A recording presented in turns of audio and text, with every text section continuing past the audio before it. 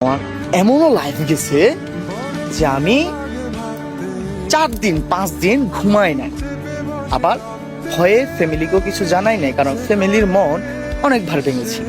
আমি একটা মানুষ ফ্যামিলিকে অনেক ডিপ্রেশনে পালাইছি, বিকজ আমার আম্মুকে পালাইছি, ভাইয়াদের পালাইছি, সবাইকে পালাইছি।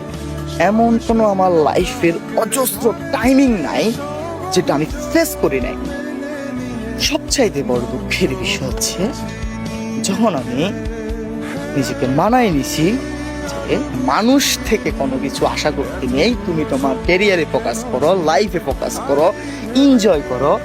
টাকা, লাইফ ইজ ভেরি শর্ট, এই শর্ট টাইমে তুমি এখন টাকা কামা, টাকার নেশা।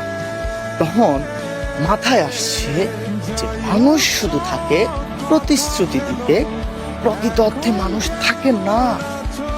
ব্রো, এটা তোমাকে মানতেই হবে, রিয়ালিটিতে আসো।